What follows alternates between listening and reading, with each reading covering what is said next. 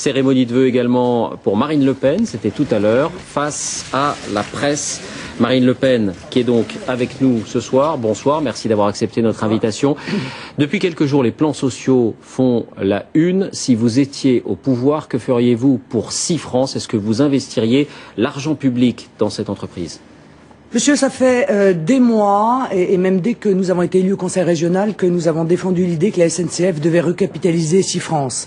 Il n'y a qu'un malheur, c'est que les socialistes et les gens de l'UMP ont imposé aux Français un traité, qui est le traité de Lisbonne, qui interdit à l'État d'avoir une action stratégique et de venir au soutien des entreprises ou des secteurs économiques qui sont en difficulté. Et voilà aujourd'hui cette classe politique qui pleure des larmes de crocodile, qui se balade avec sa boîte de Kleenex en bandoulière, alors que je vous le dis très solennellement ce soir, ce sont eux qui sont responsables du chômage. Eux qui sont responsables de la délocalisation, c'est le modèle économique ultralibéral qu'ils ont défendu à tout prix et mis en œuvre depuis 30 ans, et c'est la raison pour laquelle ma solution passe par la rupture avec ce système, avec ce modèle ultralibéral.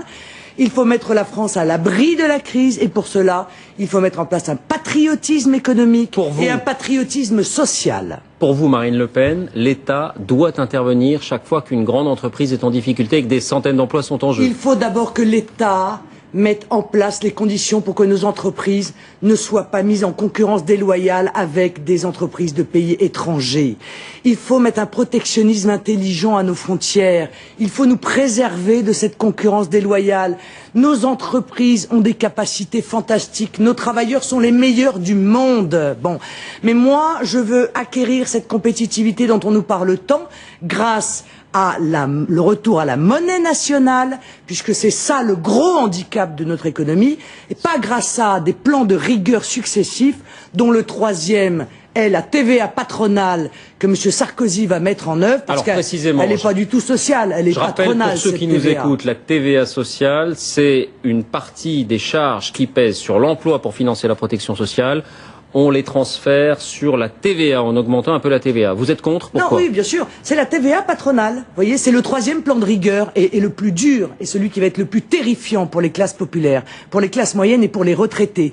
Parce qu'il va toucher tout le monde.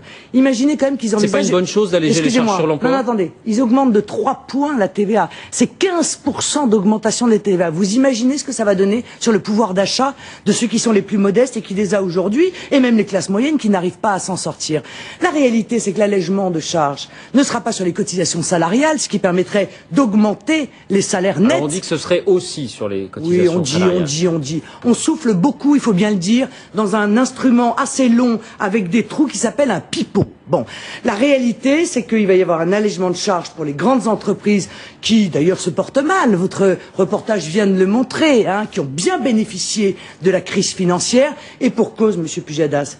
Le mondialisme et le modèle ultralibéral et de libre-échange profitent effectivement à 1%.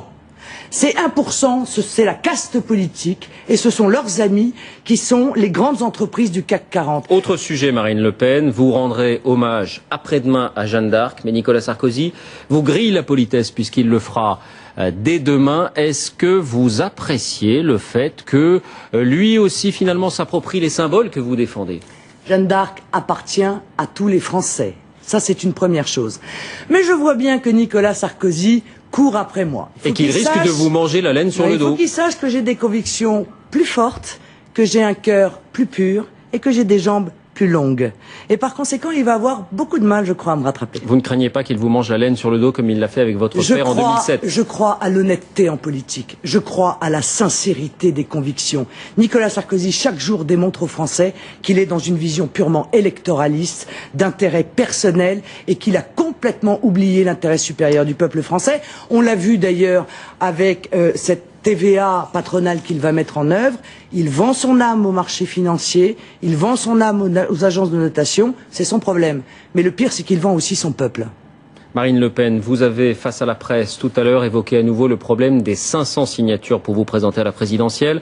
On ne peut pas s'empêcher de se demander, au vu des précédents de 2007, de 2002, si ce n'est pas une stratégie pour faire parler de vous en quelque sorte. Oui, bien sûr, on ne parle pas assez de moi. Non, la réalité, c'est que si les choses continuent à ce rythme-là, je ne pourrai pas être candidate à l'élection présidentielle. Pourquoi est-ce que vous ne dites pas combien de signatures vous avez aujourd'hui? Et je le dirai le 15 février parce que nous sommes encore aux promesses. Ce que je peux vous dire, c'est que j'en ai moins qu'en 2007 à la même époque, alors même que nous avons déposé uniquement 507 parrainages le dernier jour au Conseil constitutionnel. La situation est très grave. Et l'UMP et le PS ne tiennent pas à ce que je sois candidate, Monsieur Pujadas, parce que c'est une évidence pour tout le monde. La seule qui est capable, en réalité, la seule candidate véritablement qui s'oppose au système et qui est capable d'être au second tour, c'est moi. Et donc tout sera fait pour m'empêcher d'être candidate. Ce scandale démocratique pourrait être réglé très simplement. Il suffirait de rendre anonymes les parrainages, puisqu'aujourd'hui les maires sont victimes de pression, sont victimes de critiques en permanence dans un système qui a été dévoyé. On publie leurs noms uniquement pour pouvoir faire pression sur eux. Cette situation ne peut plus durer. J'en appelle aux Français, j'en appelle aux élus, j'en appelle aux maires, et y compris aux élus de l'UMP et du PS, parce qu'ils sachent une chose, c'est que si je ne suis pas candidate à l'élection présidentielle... Vous en doutez vraiment? Oui, mais bien sûr, j'ai des inquiétudes. Non seulement la France, évidemment, apparaîtra comme ayant tourné la page de la démocratie, mais le président qui serait élu dans ces conditions serait évidemment complètement illégitime. Merci Marine Le Pen d'avoir répondu à nos questions aujourd'hui pour votre rentrée politique.